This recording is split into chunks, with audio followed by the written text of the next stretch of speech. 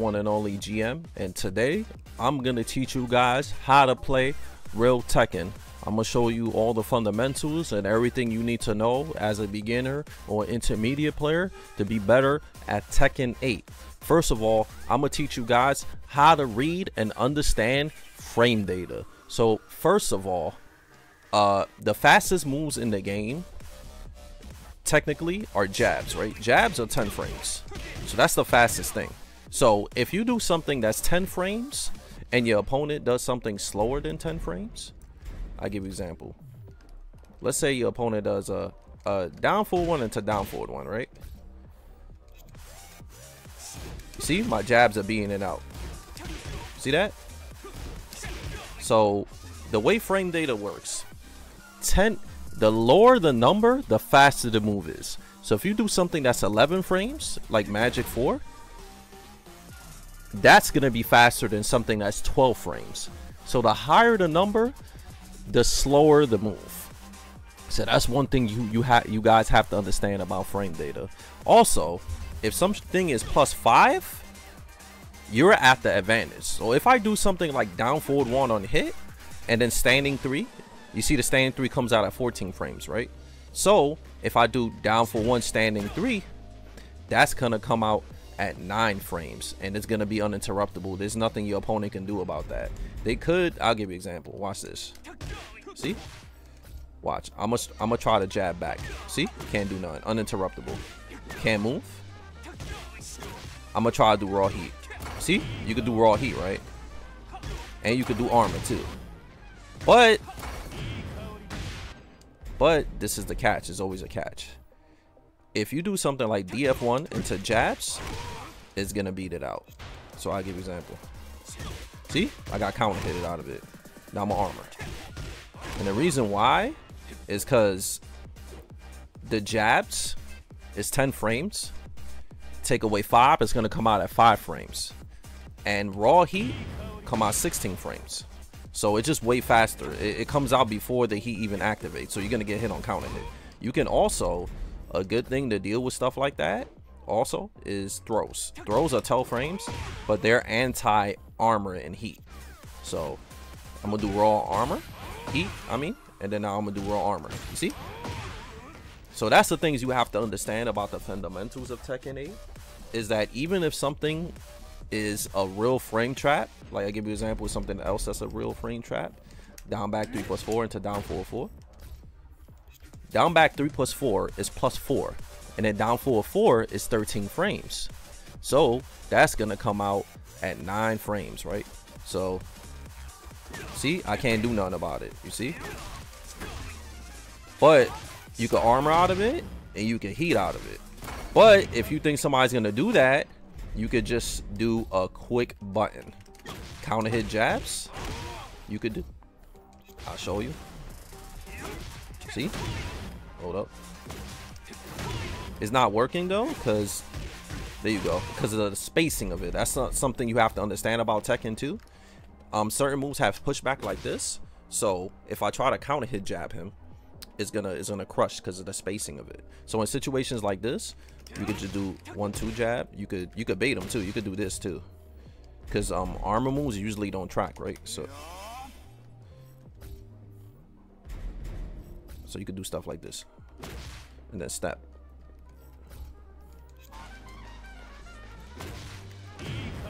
See? So that's one thing you have to understand about the frames in the game. It's armor and heat are meant to use in the game to deal with offense or plus frame situations that are usually plus frames. But there's situations, of course, that you can counter hit somebody back. Like if you play Lee Chalan, right? The good thing about Lee that I'll show you is this. Watch. Let's say I do something like down back 3+4, right? And then I do down 3, right? Lee's down 3, 16 frames, right? So +4 is gonna come out like at 11 frames. So if somebody does armor, gonna get counter hit. If somebody does heat, gonna get counter hit. The reason why is because heat is 16 frames. So the low is gonna come out faster and beat it out. So that's the good thing about Lee, is that his counter hits is fast and it makes people respect his buttons. You can't do raw heat and you can't do raw armor, because fast loads beat out armor and heat. So stuff like this is good too against the deal with raw armor and raw heat, besides side walking. So that's one thing you gotta understand. Like, there's real frame traps in Tekken 8, but because of armor and heat, people could scrub you out and not respect your plus frames. But a character like Lee that has like fast counter hit lows and stuff like that, he can do it to stop somebody from doing raw armor and heat. So basically what I'm trying to say is, you want to do uninterruptible things.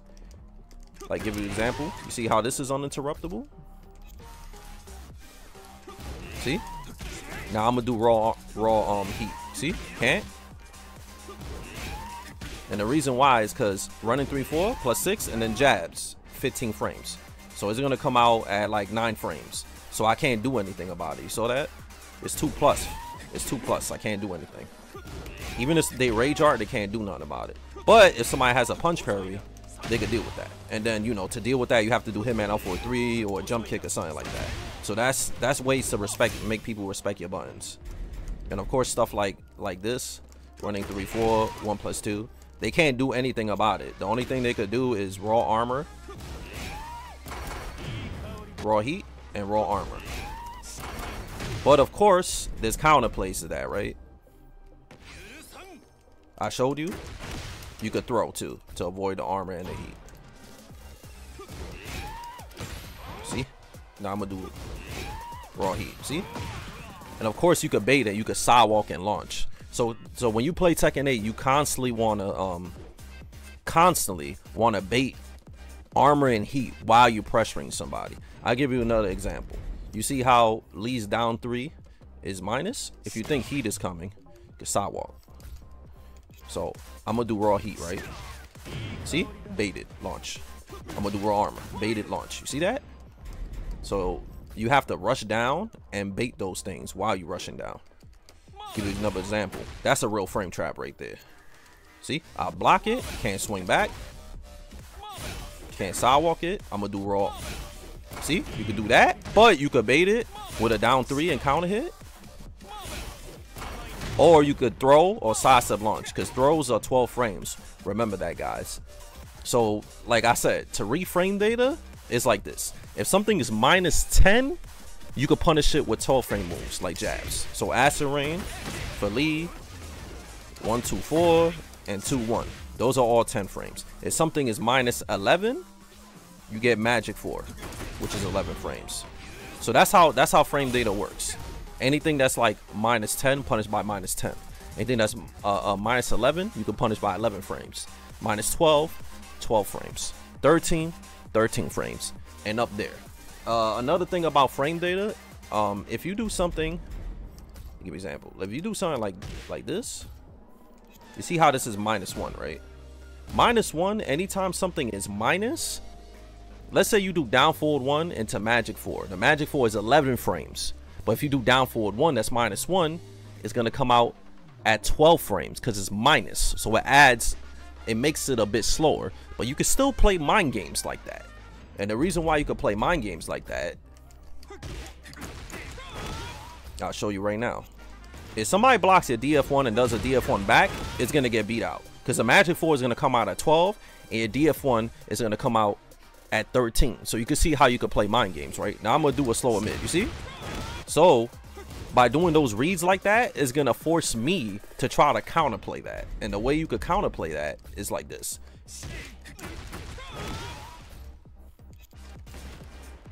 See? High crush. Or I could sidewalk. And then if somebody starts obviously sidewalking, you could do tracking moves. Depending on what side. See? See?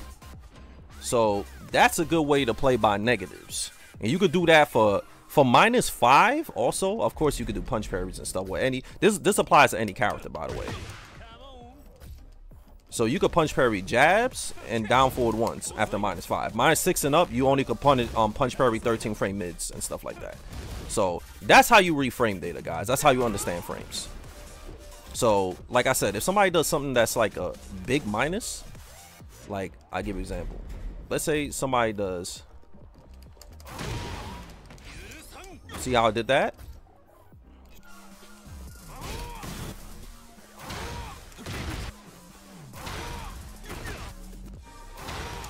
See? It's 2 minus. -8, -9. But if somebody runs up to you, you can still magic for them. So that's what keep out is. Keep out is all about reading your opponent's timing when they're forward dashing, so you can play keep out. So you could do stuff like this too. You could do down 4-4, down 4-4. It's if you're reading people who are running into you. But you gotta be careful, because if you read wrong, you could get launched or counter hit it.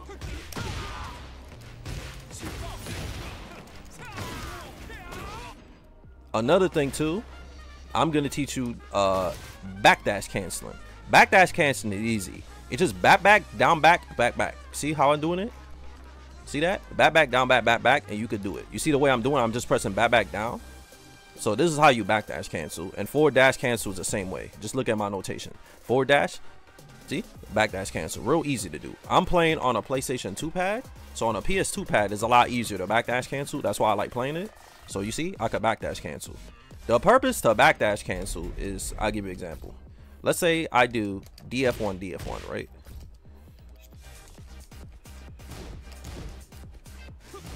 See? Whiff. So the purpose of backdash cancel is not only to run away from things, but also to make whiffs.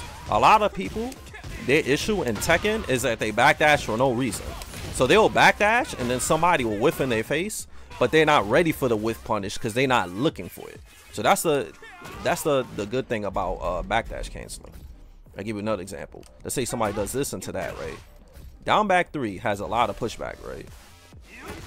See? I'll show you. See? I'm using backdash cancel to cause a whiff after a spacing. So if somebody does spacing and then mashes, like a move with keep out, you can backdash the whiff punish. And also sidewalk is important too. You see he does it at big negatives. So anytime somebody does a move that's negative on hit or block and they do a follow-up, you can most likely sidewalk the move because they're at negative. Moves track a lot more when it's like +4, +5 around there. Moves get increased tracking. Like if you do DF1, you can't step that. Or DF1 down 4-4. But if something is just like +1, you can still sidewalk. In most cases. So let's see. See? I can still step. But if it was like heavy plus, like that, +5, can't, you see? So that's good to understand in Tekken. So you don't want to move for no reason. You always want to have a reason to sidestep moves in Tekken. And it's very, very important to look at timing. Let's say you play somebody that does jab into 1-2, right? Knowing that, you should know to sidestep to their weak side, which is the right. You see that? Of course, there's a counter play. They could do mids, like a down for 1 standing 3. But what I'm basically trying to say, you always want to see what opponent is doing on block. See, I could also high crush, right? So if they start doing, instead of that, they could start doing this. Now you see I can't step it that way, right? See, I can't step it. But since I know he's going to do that, I can magic for him. I could 2-2-3 him. I could punch parry. So that's the thing you want to do in Tekken, in high level. You always want to read somebody's timing. So you won't have to rely on 50-50s all the time to beat somebody. And that's just part of the counter hit game. Like I said, like if you do something that's like -1 on block, you can still play counter hit games. You can also do high crushes. High crushes are moves like down 2, down 3, 4, 4, 4. Every character has high crushes. And what those moves do is that they go under highs. They go under characters' highs. So that's a good. And then low crushes is like hop kicks and stuff like that. You see how the hop kick is -13? You can punish it with 13 fray moves. A 13 fray move is something like this.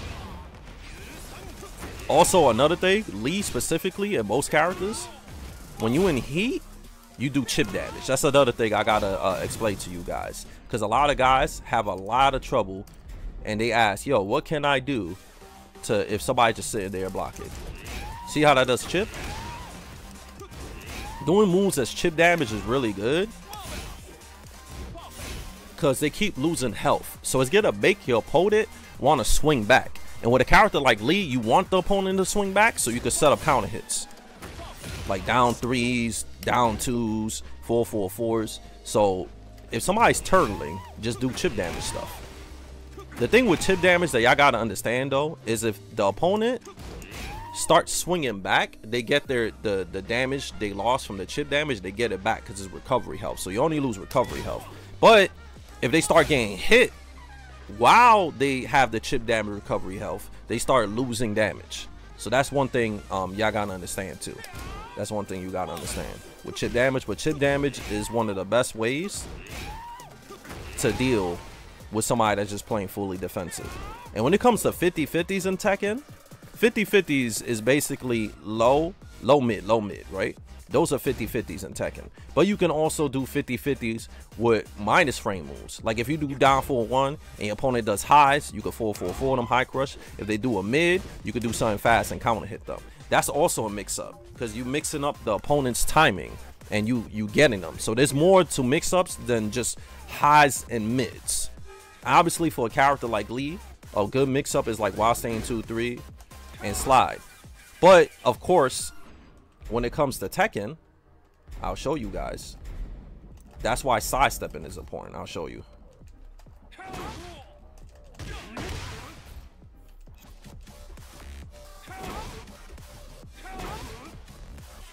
See?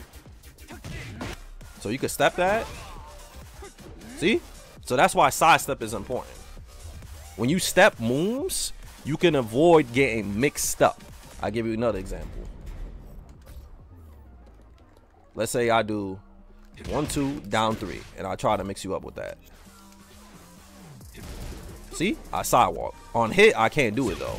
So that's why it's important to know how to do mix-ups or just sidestep in general. I'll give you another example. Let's say I do 1-3-4 into standing 3. It's only +3 if you don't go on a hitman, right? But I don't need a guess because you can sidewalk. See? So that's why sidestepping is important in Tekken, so you can avoid getting mixed up. So you can sidestep after like +3, +2, +1, but anything that's like heavy plus, you can't step. But I'll give you another example. Let's say somebody does something linear like a hop kick, right? Most hop kicks, even after heavy plus, you can still sidewalk, you see? But it tracks one way though. No, it doesn't. It doesn't track at all, actually. So that's why it's important to sidewalk and learn when to step so you won't eat 50-50s all day. You get what I'm saying? So please, guys, learn your character's weak sides. Lee's weak side is his left.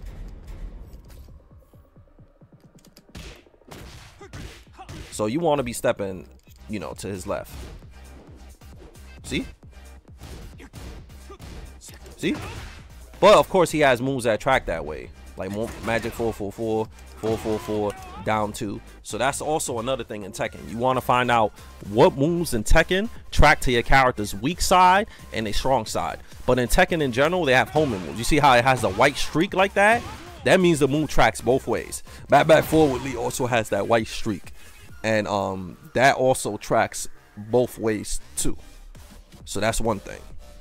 Also, like I said earlier, when it comes to spacing, you're mostly doing keep out moves to either see if the opponent's gonna run into it or to make the opponent whiff. I'll give you an example. So I'm doing back four, right? You see, my opponent whiffed. So I baited him, I made him block the move, and I used my movement to make him miss an attack. But of course, if you know the range of moves, you see I hit him out of it, right? See? See that? So that's why it's important to know the range of your moves so you won't whiff a lot. So always pay attention. But in general, when somebody does keep out, you don't really want to mash back too much just because you don't want to whiff. But if you know the range of the move, you're good to go. You're good to go. Also, when it comes to playing neutral, a lot of guys play really linear. They'll just run up and do running 3-4. Stuff like that, you got to be careful. That's why sidestepping is so important. See? See? So if you think somebody's going to sidewalk, that's why tracking moves is important. I could just run up 1+2. I could run up, delay my moves. See, I'm a step. See? So you could delay your moves and stuff like that. Another thing, hit confirming is really important. How you hit confirm in Tekken? Easy. See? That's a hit confirm. Basically, a hit confirm is seeing if a move hits and then confirming it. See? That's a hit confirm. And the only way to really practice that is just to keep doing in practice mode and keep doing live fights and just try to visualize what your opponent is doing. Getting hit by. That's what I mean by that. Also, a lot of people have trouble getting up. And in this game, it's really easy to get up. Most of the time, honestly, you should just be holding back after you get knocked down. See, I'm away. I ate a free mix-up, but, and of course, it's reads. You see that? You just gotta read. You gotta read if your opponent. You could either do lay on the floor, or you could hold back, or you could tech roll, right, with boxer X, yeah? And now he whiffed. See? Another thing in Tekken 2 that's good to know is knowledge checks. A knowledge check is a move like this. See that? That's high, right? So knowledge check, duck, and plus is +5, so it's a gimmick. But if you know how to deal with it, you could duck it and launch it.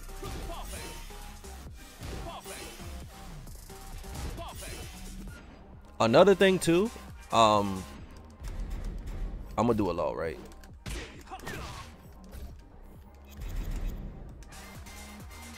See? It automatically bounds. So you can't do a tailspin. You can't do a tailspin on that. So low parries automatically bound. Also, if y'all want to learn how to block lows, blocking lows is just knowing the spacing of lows. So I'm gonna do down back 3 + 4 into down 3. See, it whiffed. So by having good movement and knowing the range of moves and stuff, you could backdash cancel after moves with big keep out and then blocking the low, obviously. See? I'll show you another example. Let's say I do down back 3 + 4 into down 4-1. See? It whiffed because I knew the spacing of the low. I know the spacing. So if he would have done down 3, I would have blocked the down 3. But he did the down 4-1. That's why it's good to know your ranges, so you could do a quick, a fast range mid like down 4-4, and be able to hit somebody out of it. Also, he smashes only +2 on hit. Remember that. So you only have +2. So if somebody makes you block a heat smash, you can do a lot of things, right? I'll give you an example. See? So it's only +2. So you could mash out of it. You could high crush. You could sidestep because +2 is really low. +2 is really low. And you could also, if you think a heat smash is coming, you could obviously, like I said earlier in the video, you could throw, if you have enough plus frames, you could jab them out of it. You could sidewalk and bait it. And pretty much all that. And then, of course, there's rage arts, right? And rage arts, honestly, when it comes to rage arts, I'll show you. I'm gonna do something really plus, like +5, and then I'm gonna jab. Watch, I'm gonna do raw rage art. See, couldn't do it. I did. See, I did rage art right there. Couldn't do it. So anything +5. So the situations where you could are heavy plus like that and beat out armor or heat is the same thing for the rage arts. You could beat out the rage art too. So I'll show you now.